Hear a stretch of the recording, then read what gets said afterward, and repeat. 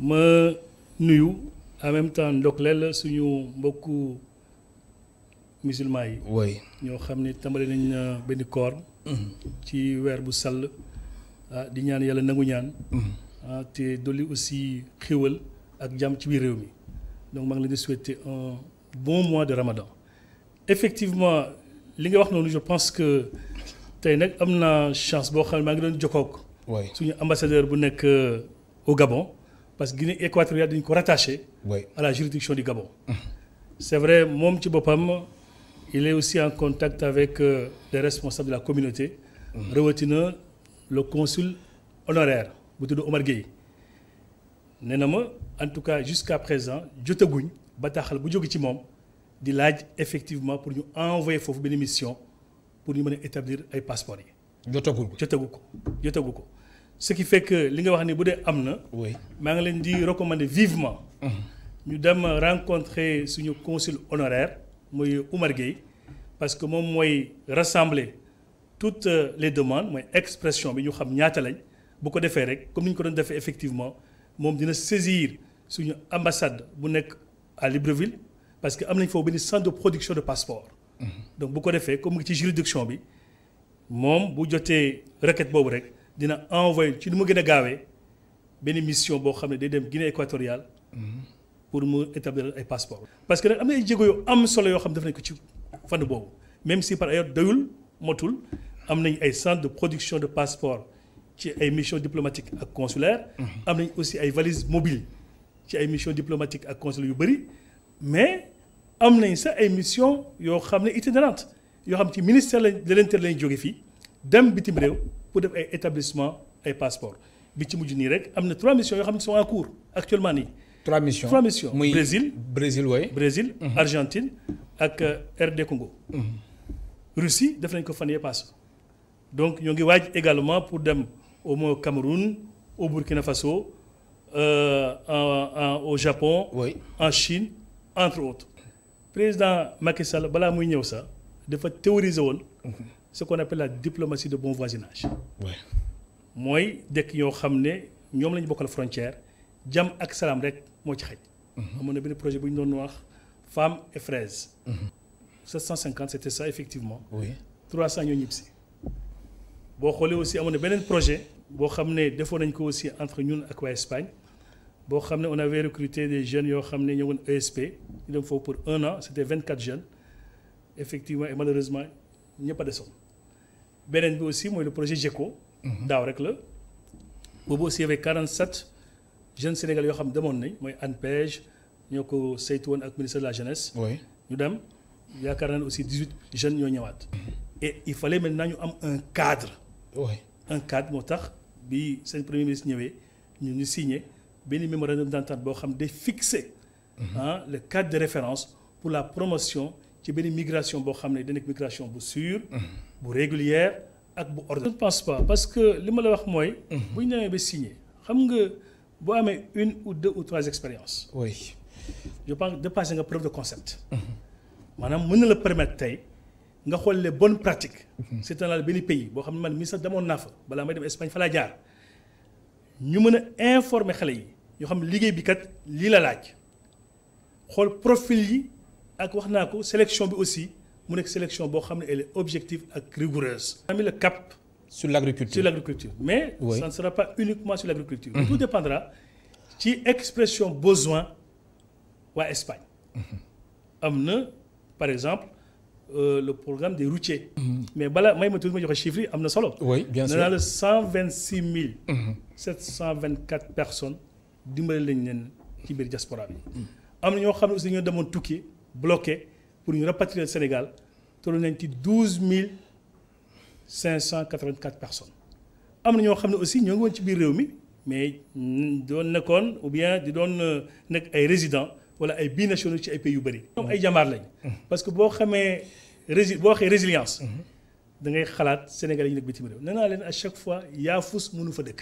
c'est des gens yoo xam ne di teel a yeewu di guddee tëdd. ñu am xalaat ci ñoo xam ne nekk ci biir dëkk bi. je pense que. c'est vrai métti na mais yaakaar naa ne aussi ils trouveront les ressorts de l'État à leur côté pour ñu mën a dépasser situation bi. am na temps yii passé wax naa ko le 22 novembre signé fa benn convention bu sécurité sociale. bu am solo boo xam ne permettre na tey à plus de 71 020 Sénégalais bu ñuy retraité tey. bu ñu retraité tey même ku bëgg a ñëpp ci Sénégal. doo am benn fistine bu manqué. ci li ñu la war a fay.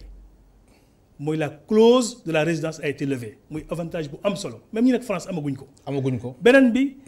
permettre na aussi ñu leen égalité de traitement maanaam amatul benn différence entre sénégalais boo xam ne mu ngi woon Espagne liggéey bi war a dem retraite ak espagnol boo xam ne effectivement maanaam mook sénégalais boobu ñoo nekkoon ci même situation.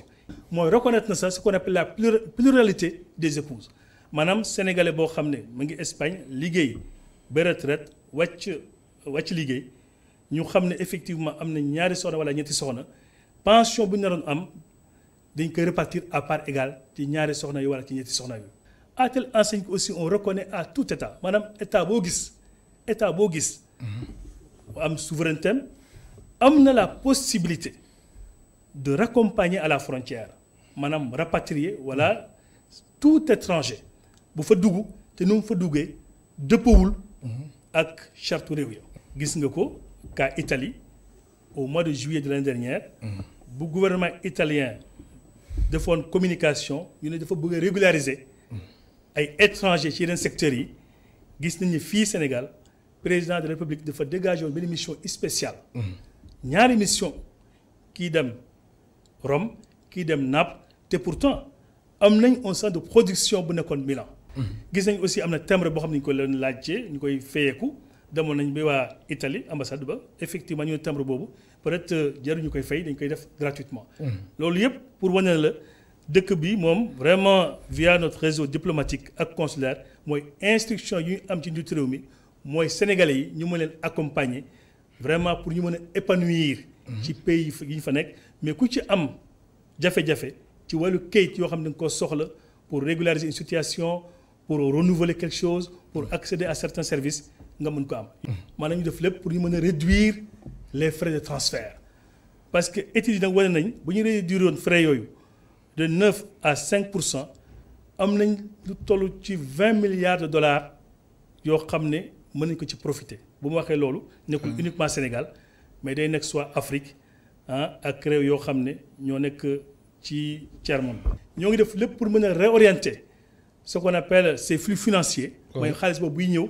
vers les investissements productifs. mu bañ a doon rek loo xam ne ñu koy envoyé naam pour jàppale njaboot yi mais aussi ñu mën ko def pour ñu mën a investir. aussi je pense que am na taxawaay bu am solo boo xam ne njiitu réew mi jël na ko parce que gisoon na ne mën na métti mais mu multiplier initiative yi te ñi ci njëkk a jot vaccin ci lañ bokk Afrique gis nañ aussi actuellement mu ngi xeex mu ngi def kéemtalaay kattanam. ñu mën a produire même ay vaccin fii ci biir réew mi. maa ngi ñaan yàlla ci weeru koor gi aussi vraiment yéene boobu mu antu parce que bu ñu ko defee nekkatul kese pour Sénégal mais day nekk pour toute l'Afrique. alors perspective yi lan la jamono ji yow mi nga xamante ni perspective ñoo ngi liggéey ci ñaari wala ñetti projet yu am solo. premier projet bi mooy amélioration de la qualité des services offerts à nos compatriotes de la diaspora. maanaam nañu mën a def pour mën a dématérialiser les procédures consulaires. loolu nekk sujet boo xam man def ma préoccupé. oui parce que souvent da ngay nekk ci dëkk pour nga am passeport sama leen ne il faut nga joxe il faut nga déposer sa empreinte digitale. mais pour yeneen extrait de naissance pour vraiment yeneen documents yi. ay casier judiciaire soxleetul nga poser sa matinée wala nga poser sa après-midi wala nga jël sa journée pour fay ay 100 € wala plus pour dem ba ca consulat ba souvent sax nga fanaan ci dëkk boobu. pour am papier yu mel noonu.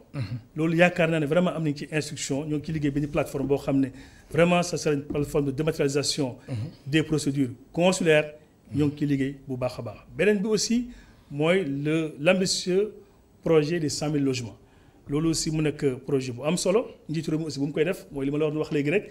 da ci jël 20% mu jagleel ko waa diaspora 100 000 logements mu ne 20% yi mooy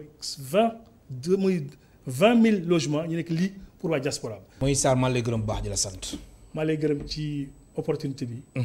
et vraiment di lancer un dernier appel à la diaspora. oui mooy c'est vrai que situation bi neexul mais ñu xam ne le gouvernement du Sénégal est résolument engagé pour les accompagner dans ces moments difficiles.